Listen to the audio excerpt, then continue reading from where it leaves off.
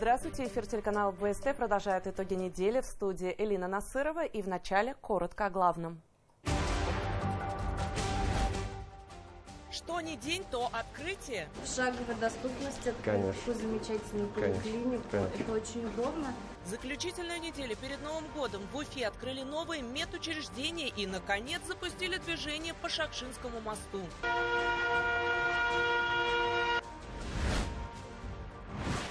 Новый год на передовой. Сейчас рядом с нами находится советник главы Республики Башкортостан по взаимодействию с военнослужащими из нашего региона Олег Федорович Камалетдинов. О героизме и мужестве, проявленных на полях сражений, в специальном интервью для нашего телеканала из зоны СВО. Время подводить итоги. Но для меня вообще необычно так выйти за рамки студии и снимать по разным локациям, где мы только не были. В канун Нового года, 31 декабря, мы покажем, пожалуй, самую необычную итоговую программу новостей. Почему ее стоит посмотреть, приоткроем небольшую завесу. Подведем итоги уходящего года вместе.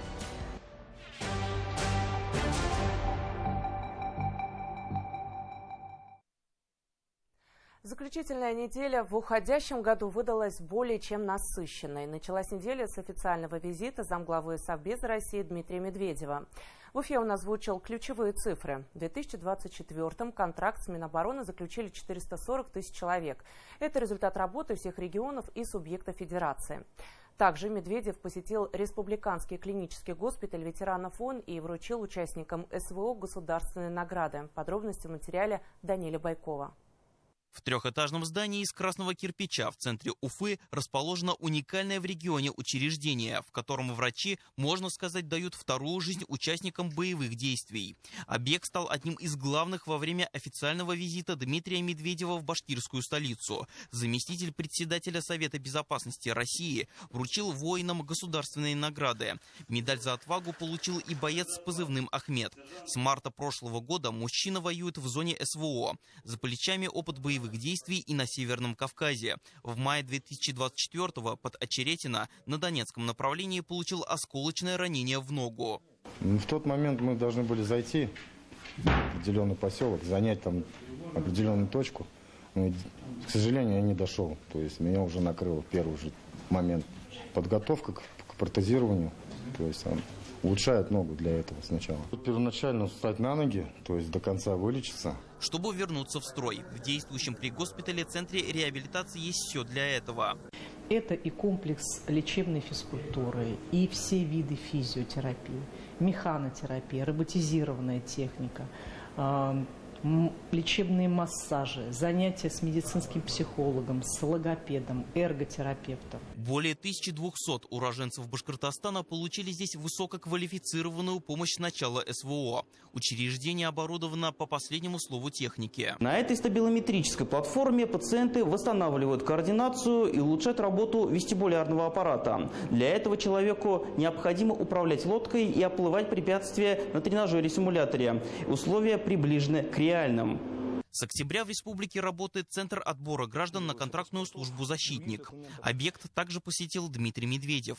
Здесь рекруты могут пройти медосмотр, встретиться с командирами, оформить банковскую карту и выплаты при поступлении на службу. Для будущих воинов организовано трехразовое питание с проживанием. Пребывание в центре мы делаем не более суток. Но здесь есть возможность переночевать у вас. Заместителю председателя Совбеза страны рассказали и о мерах поддержки, которые есть для участников СВО в регионе.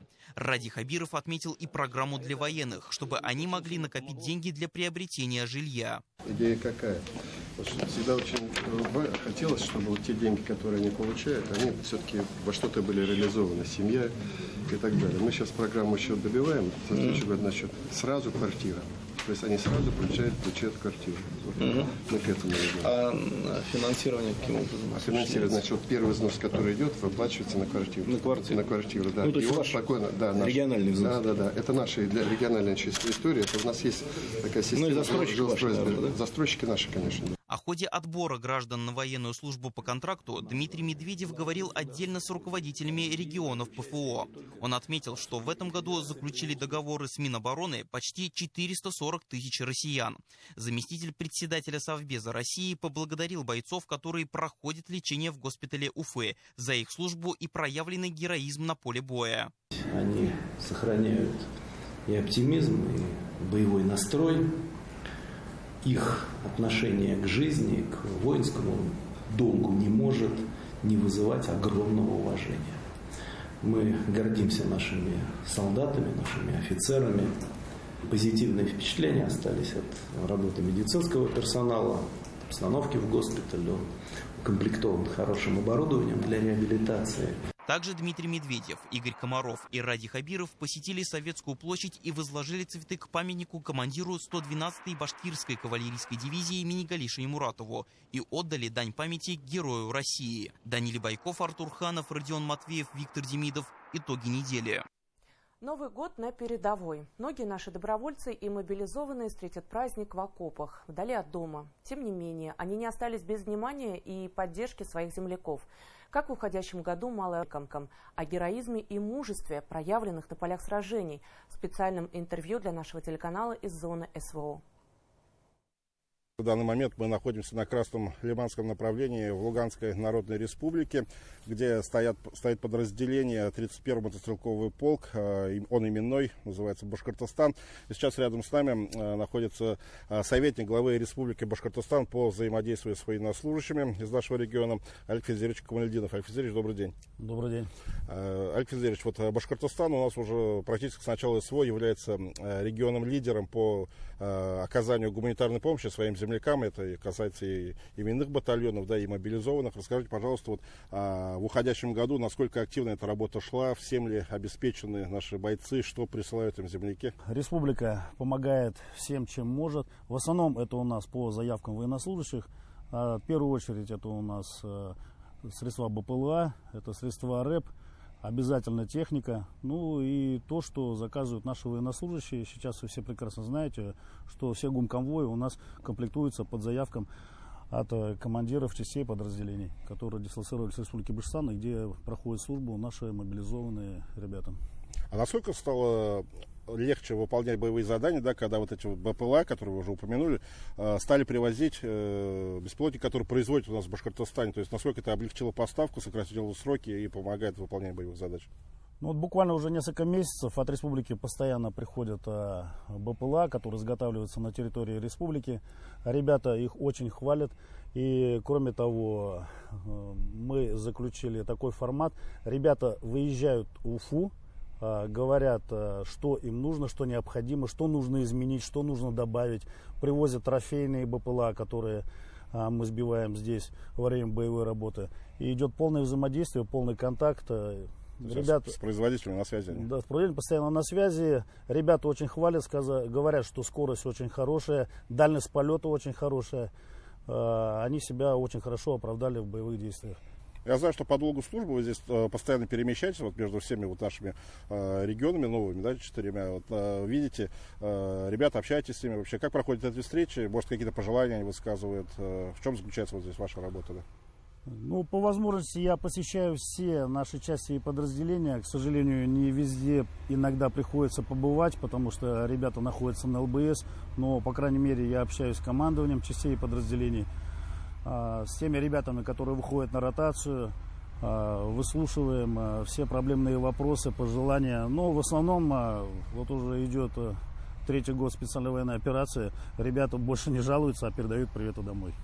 И наверняка помогают в службе вот эти меры поддержки, которые предусмотрены у нас, да, вот по поручению Ради Фаритовича, они все реализуются уже дома в Башкортостане. Насколько это бойцам помогает в выполнении боевых задач? Что они говорят про это?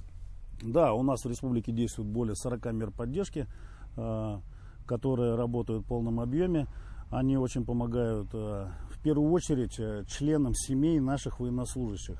Ребята непосредственно, когда я приезжаю к ним, обращаются ко мне в любом виде, это либо там на бумажном носителе, либо устно обращаются. Я постоянно на связи с руководством республики, с профильными министерствами, ведомствами, которые отвечают за эту работу, естественно, с главами администраций. с главами муниципалитетов, и буквально в кратчайшее время мы эти вопросы решаем. Вопросы в основном это у нас по лечению родных и близких наших военнослужащих, это какие-то бытовые проблемы, это решить вопросы со школами, с детсадами. И все вопросы у нас, как правило, решаются в считанные часы. Вот мы уже тоже здесь больше месяца находимся, да, и вот за время нашей служебной командировки неоднократно становились свидетелями того, как нашим бойцам, землякам вручают ордена, медали, как вот от Министерства обороны, так и наши вот республиканские, да, медали Шаймуратова. На ваш взгляд, вот на самом деле, насколько они за этот год проявили мужество, героизм, как борются наши ребята, может быть, какие-то героические поступки вы бы могли вспомнить сейчас, рассказать про них? Героических моментов очень много, неоднократно мы о них рассказывали. У нас в республике очень много проектов, которые рассказывают о наших героях. Ну, такие героические подвиги, вы буквально помните, в прошлый приезд Ради Фаритовича мы посетили одну из воинских частей, где служат наши мобилизованные ребята. Это на Донецком направлении. Вы помните, я представил ему там разведчика, который во время боевого выхода накрыл гранату, которая была сброшена с БПЛА противника. К счастью, выжил, более 50 осколочных ранений, 5 месяцев в госпитале, он снова в строю, и Ради Фаритович ему вручал там орден Шаймуратова. Вы сами знаете, что вот полку Башкортостан у нас один из военнослужащих, который находился в эвакогруппе, был на эвакуации, вытащил на себе раненого военнослужащего, нес его на себе, и в это время залетел рой птичек, как мы говорим, и начали производить сбросы гранат. Он положил раненого на землю, сам накрыл его собой, получил ранение, к сожалению, лишился ноги. Представлен к высокой государственной награде. Я знаю, что в зоне проведения специальной военной операции также ваш сын принимает участие, да, здесь воюет. Расскажите, кем он служит, где, какие задачи выполняет? Да, мой сын в 22 году закончил высшее военно-авиационное училище, является военным летчиком. Совсем недавно получил звание старший лейтенант, награжден государственными наградами. В какой авиации он воюет, я пока говорить не буду. Летчик, пилот, это да, это все после завершения спецоперации. Я, естественно, очень горжусь своим сыном. Я хожу здесь по земле, а он летает в небе, постоянно с ним на связи. Каждое утро мне докладывает, где был, на каком направлении, что отрабатывал. Ну что ж, мы пожелаем удачи, успехов и вашему сыну, и всем нашим военнослужащим, всем бойцам и мотоциклового полка Башкортостана, именных батальонов, всем нашим мобилизованным. Конечно же, солдатской удачи, скорейшей победы, чтобы все живыми, здоровыми вернулись домой к своим семьям. Военкоры телеканала БСТ, которые освещают работу башкирских подразделений, были удостоены очередного признания. В Башкортостане подвели итоги первого конкурса для журналистов «Достоверность, ответственность, мужество», которую учредил Ради Хабиров. 20 человек получили дипломы и премии в размере 300 тысяч рублей в 5 номинациях. О том, как, рискуя жизнями, военкоры рассказывают жителям республики о подвигах бойцов, в следующем материале. Для журналистов освещать церемонию награждения выдающихся жителей республики в колонном зале стало уже делом привычным. Однако в этот день сотрудники СМИ сами оказались в центре внимания. Глава Башкортостана удостоил лучших представителей профессии первого регионального конкурса «Достоверность, ответственность, мужество». Для журналиста важен контакт со своим героем, личное присутствие на месте событий. Ради этого вы преодолеваете тысячи километров.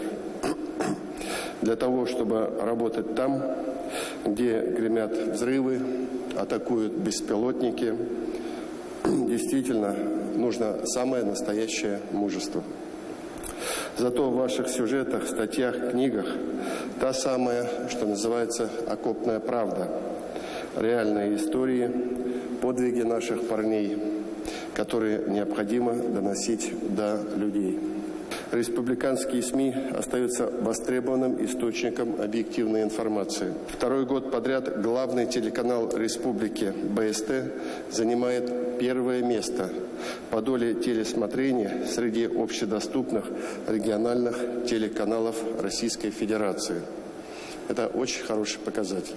Около 30 журналистов регулярно из Башкортостана выезжают за ленточку. Рискуя жизнями, они рассказывают зрителям о подвигах наших солдат и офицеров прямо с окопов, причем на линии боевого соприкосновения. Награду в номинации «Поступок года» получил наш коллега Айнур Кабиров. Военного корреспондента телеканала БСТ Азата Садреева признали лучшим в номинации «Мужество». Съемочная команда под его руководством одна из первых отправилась на Донбасс в марте 2022 года. На самом деле, очень приятно оказаться в числе первых победителей этой новой премии. Честно сказать, конечно, не ради каких-то там наград и премий мы ездим в зону проведения специальной военной операции. Вот буквально в конце прошлой недели вернулся с очередной 10-й уже поездки. Пару лет назад никто не думал даже, что в Башкортостане появится такая категория журналистов, как военный корреспондент. Он так сложилось, да. И вот наш профессиональный долг был отправиться туда. Вот, когда меня спрашивают, почему ты добровольно туда отправился, самым первым, говорит, еще. Я говорю, ну а как? Говорю, увидеть все своими глазами, рассказать, как есть там, на самом деле. Высокую награду получил и коллектив телерадиокомпании во главе с автором проектов Гузель Хамитовой. Она ведет программу «Письма солдатам». К слову, единственная женщина среди поощренных военкоров. Это героическая съемочная бригада с октября 2023 года в 5 раз побывала в зоне СВО. Под занавес уходящего 2024-го награду получили 20 представителей средств массовой информации в 5 номинациях. Лауреатами стали не только работники телевидения и радио, но и печатных и электронных СМИ. Премию учредили в ноябре 2023-го по инициативе главы Башкортостана. Она составляет 300 тысяч рублей. Сами журналисты-победители отмечают, что успех стал возможным и благодаря огромному труду тех, кто помогал в редакции готовить их материалы к публикации. Даниил Байков, Артур Ханов, Родион Матвеев. Итоги недели. Что ни день, то открытие. На минувшей неделе своеобразным подарком жителям к Новому году стал запуск ряда объектов. Так, в Уфимском микрорайоне Кузнецовский затон открыли сразу 2 медучреждения. Филиал терапевтического отделения больницы номер 5 и педиатрическое отделение детской поликлиники. Это позволило местным жителям сократить время поездки к врачу и получать всю необходимую помощь в комфортных условиях. С врачами и пациентами встретился глава Башкортостана. Подробности далее. Спасибо вам, такой нам рад сделали. На поправку пациенты теперь идут быстрее, шутят врачи. Не нужно тратить время на поездку в больницу. За смену молодые специалисты успевают принять десятки человек. В день у нас по записи приходит 25 человек, учитывая без записи, кто еще приходит по экстренным состояниям, это где-то до 40 человек в день. Ранее жителям приходилось ездить в центр города. Теперь первичную медицинскую помощь можно получить в своем микрорайоне. Открытие медучреждения стало возможным благодаря программе модернизации, стартовавшей в 2023 по инициативе Радия Хабирова. На реализацию в этом году в бюджете было предусмотрено 500 миллионов рублей. Через дом поликлиника. Мы прямо аж рады, не знаю как, что у нас такое получилось, что 2 шага и здесь поликлиника. Удобнее стало не только взрослым пациентам, но и самым маленьким. По соседству открылся филиал педиатрического отделения детской поликлиники номер 2. По словам молодых мамочек, для них это самый лучший подарок перед Новым годом. Ведь раньше, чтобы попасть на прием, им приходилось с санками и колясками добираться до Амантая. Теперь же все специалисты в шаговой доступности от дома. В Кузнецовском затоне проживают много молодых семей с маленькими детьми, поэтому поликлиника была необходима. Большие светлые кабинеты, современное оборудование для пациентов создали комфортные условия. Врачи все высококвалифицированные, у всех отношения просто отлично, умеют найти подход к детям, даже таким маленьким. Многие мамочки, ожидая своей очереди на прием, смогли пообщаться и с главой Башкортостана. В шаговой доступности такую замечательную поликлинику. Это очень удобно, что можно дойти буквально за пару минут. Все врачи здесь и специалисты. Мы это понимали, что, спасибо. Конечно. Не болеете, все нормально? Нет, все хорошо. Все, вот молодцы. Дома в новом микрорайоне выросли словно грибы после дождя. А спустя пару лет жители начали поднимать острые вопросы о нехватке медучреждений. Ситуацию удалось решить по программе модернизации первичного звена. Она рассчитана до 2030 года и обойдется в 8 миллиардов рублей. Вполне допускаю, что нам придется еще добавить деньги, чтобы привести в порядок все первично. Потому что мы в селах-то неплохо уже работаем. Но вот где-то в селах, я правда говорю, в некоторых районах там поликлиники вполне себе конкурентоспособны с Уфой. И это не считая модульных ФАПов, которых только в этом году открыли более 130.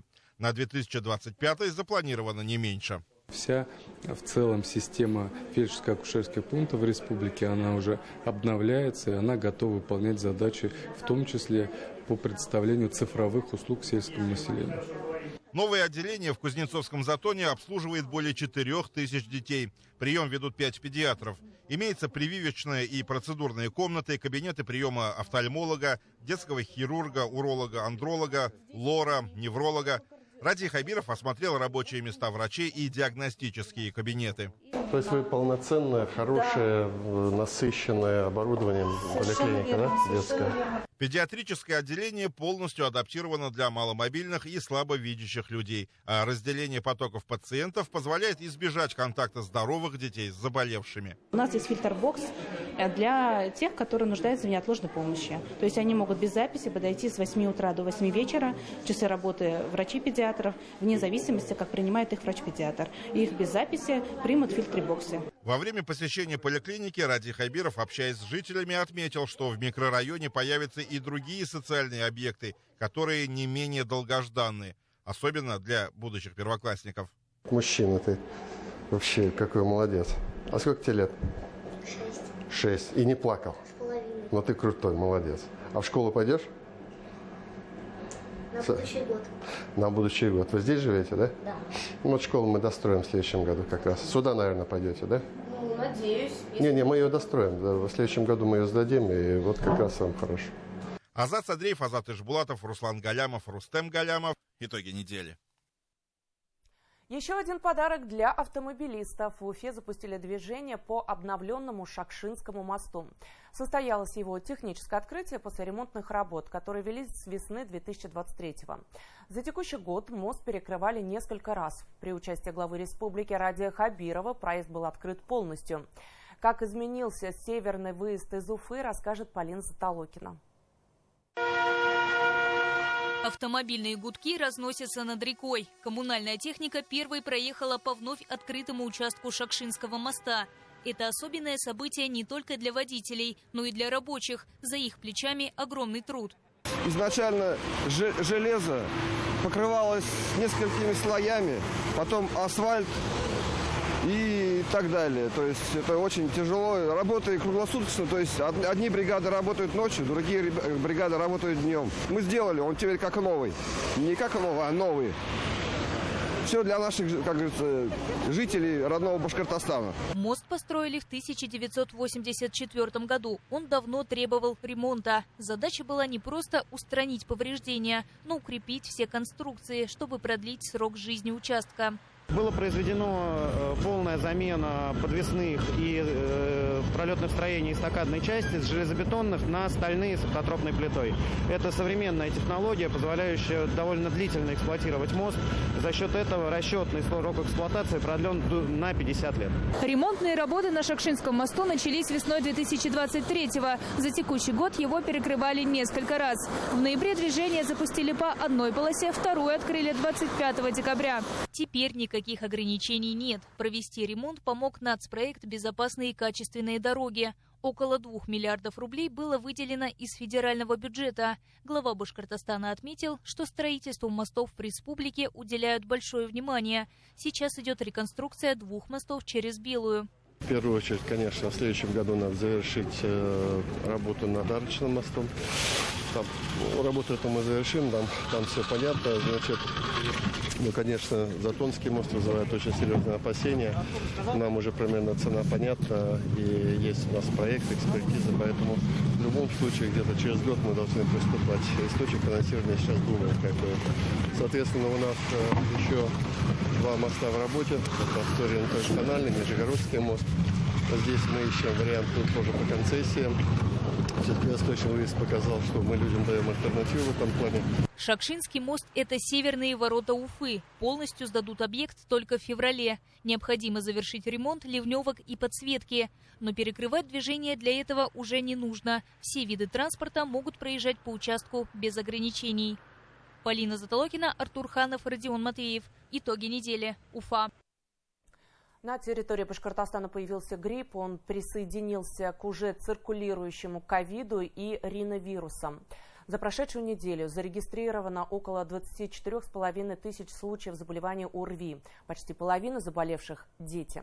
Статистика сохраняется в пределах многолетней нормы. Как не подхватить вирус в разгар сезона и новогодних праздников, расскажем в следующем материале. 20 тысяч новых случаев каждую неделю. С такой регулярностью жители Башкортостана заражаются вирусными инфекциями. Если раньше в основном заболевали ковидом и простудой, то теперь в республику пришел и грипп. Доминирует в циркуляции вирус гриппа А субтипа H1N1, имеются единичные находки вируса гриппа Б.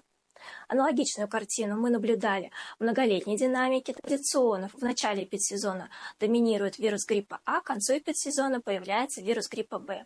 Почти половина заболевших – это дети. Они подхватывают вирус в детских садах и школах. Также в группе риска взрослые, работающие по определенным специальностям. Врачи, учителя, продавцы, водители общественного транспорта.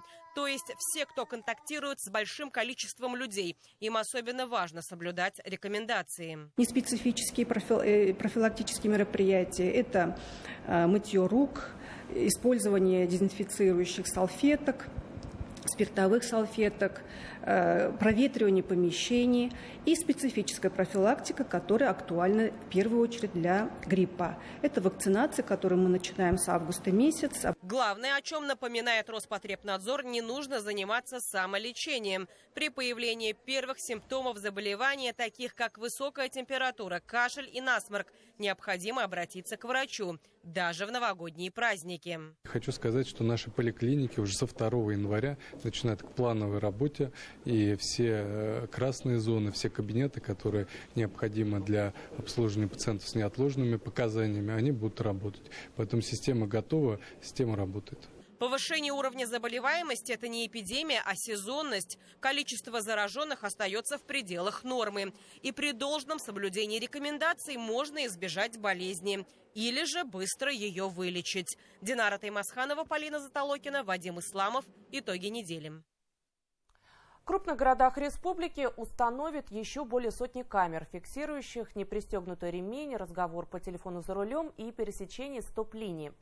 Под таким контролем будут 56 перекрестков с высокой интенсивностью движения. Цель – снизить аварийность и увеличить пропускную способность. Подробности в следующем материале. Водители останавливаются заблаговременно перед перекрестком. Знак «Стоп-линия» здесь стоит в нескольких метрах до пешеходного перехода. А если проехать чуть дальше, то нарушение будет зафиксировано автоматически. На перекрестке Закивалиди и Цурюпа теперь работают камеры, видящие несколько нарушений. Все комплексы фото- и видеофиксации первоочередно выполняют функцию обеспечения безопасности дорожного движения.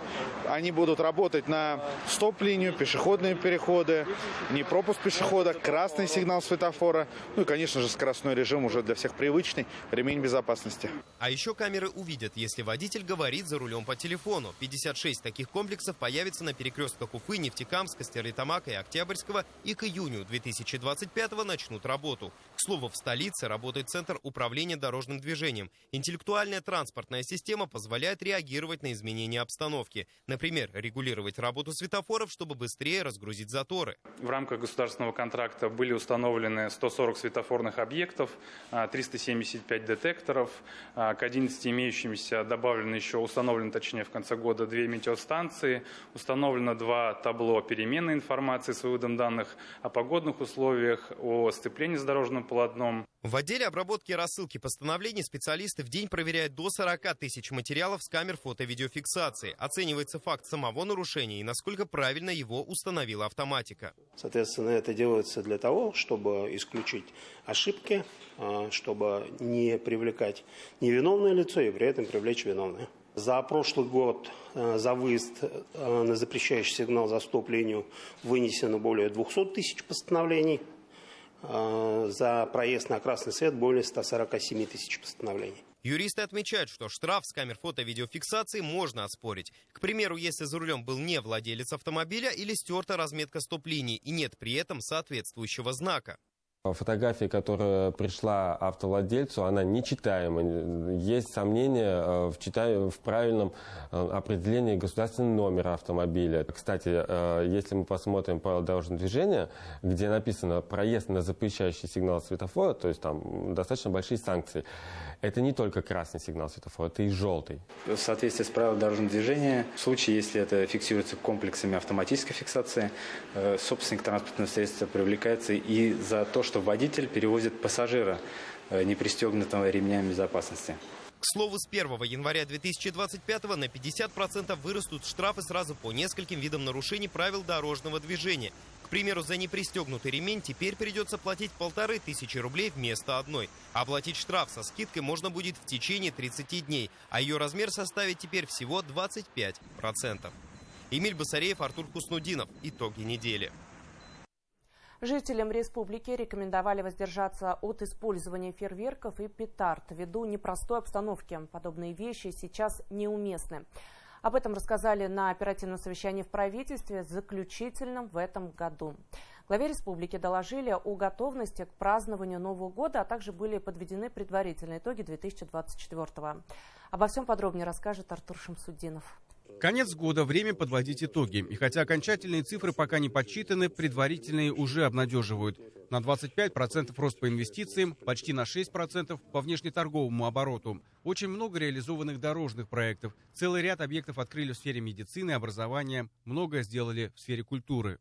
Президентом принят указ о национальных целях развития России до 2030 года. Сформированы новые национальные проекты по всем ключевым показателям. Нам уже с 1 января предстоит начать большую многоплановую работу по реализации утвержденных президентом страны 28 федеральных проектов в составе 11 национальных проектов. Увы, не по всем показателям цели завершены. В регионе до сих пор не смогли закрыть нехватку врачей и среднего медперсонала. Кроме того, нет темпов роста в сельхозпроизводстве. Эту работу также нужно усилить. Самое главное, как отметил Ради Хабиров, изменения в лучшую сторону должны ощущать жители. То, как люди чувствуют и как они себя ощущают в этом мире, в этой среде, среди людей. Это очень понятные счетные показатели, как заработная плата, хорошие условия труда, развитая социальная сфера, комфортная среда, общественная безопасность. В общем, все, что определяет простое человеческое быт и формирует то, что мы называем нормальной человеческой счастливой жизнью. На повестку нынешнего совещания был вынесен всего один ключевой вопрос – подготовка к новогодним праздникам. Для охраны правопорядка задействуют почти 3500 человек, включая полицейских, сотрудников ЧОПов и общественников. Жителям по понятным причинам рекомендовано воздержаться от использования пиротехники. Я и в своем докладе как раз и озвучил, где призвал граждан ограничиться в применении петард, которые используются в том числе для провокаций. То есть громкие хлопки, они не совсем сейчас приятные жителям республики. Также я попросил ограничить запуск фейерверков. В режиме повышенной готовности будут находиться и аварийные бригады для решения коммунальных вопросов. Ради Хабиров поручил чиновникам организовать в особом режиме работу транспорта, а также держать на контроле ситуацию с уборкой мусора и снега. Главы муниципалитетов, понятно, я там не прошу вас 1 января на работе быть, но ваши службы должны работать. Нияз Мансурович, у меня какая просьба? Вы сделайте так, Нияз Мансурович, какая просьба? С 3 региональными операторами в эти дни, сегодня, завтра, лично проговорите и скажите. Значит, контрольное управление я прошу, 1 января отправить сотрудников и собрать информацию, по тому, как осуществляется уборка. Я буду знать картину, как это происходит. В Башкортостане на новогодние праздники запланировали более 28 тысяч культурно-массовых мероприятий. С подробным календарем событий жители смогут ознакомиться на портале «Культурный мир Башкортостана». 46-я по счету оперативка главы республики стала заключительной в уходящем году. Что интересно, ровно столько же провели и в 2023-м. Как отметил Ради Хабиров, это хороший инструмент для решения важных задач. Для наглядности на прошедших совещаниях рассмотрели 180 ключевых вопросов. К исполнению дано 360 поручений. И эта работа будет продолжена уже в новом 2025 году. Артур Шамсудинов, Артур Ханов, Азат Ишбулатов, Родион Матвеев и Руслан Галямов. Итоги недели. Итоги года подведет и наша редакция. Уже традиционно 31 декабря на телеканале ВСТ покажем и расскажем самое главное, что было в уходящем году. Корреспонденты новостей затронут все сферы. В этот раз выпуск будет не совсем обычным. Ведущим придется взять в руки шпагу и сесть за руль автомобиля, говоря о достижениях. Всех секретов раскрывать не будем, лишь приоткроем завесу, а заодно поделимся, чем телеканал БСТ будет радовать зрителей в новогоднюю ночь и на каникулах.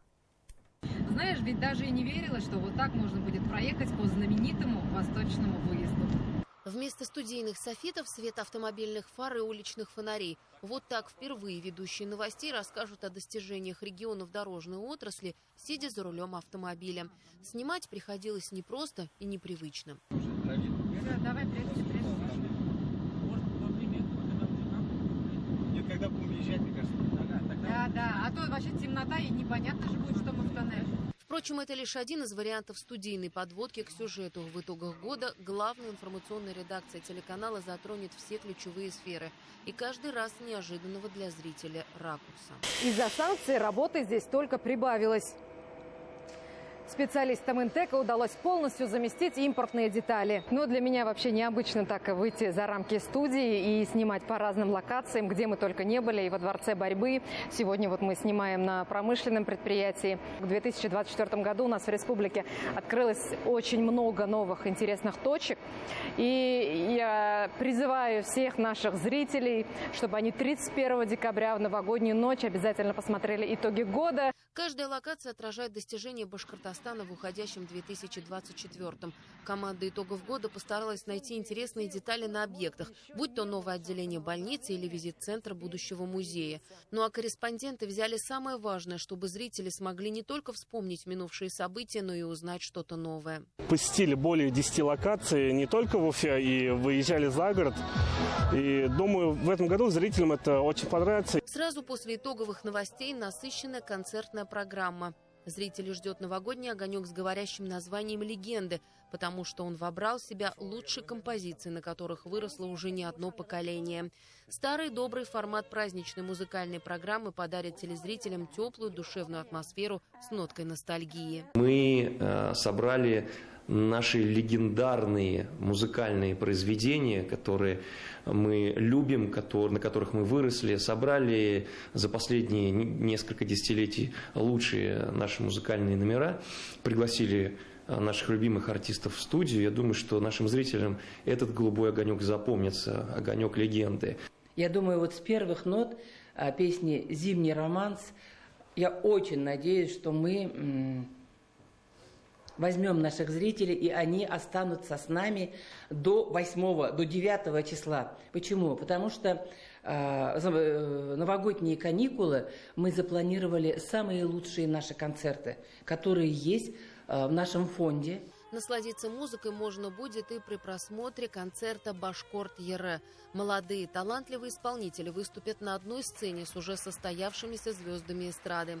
И, конечно, в эфире телеканала 31 декабря прозвучат новогодние поздравления президента страны и главы Башкортостана. Во время новогодних каникул любимые фильмы, душевная музыка, качественные телевизионные проекты, как обычно, будут на родном канале.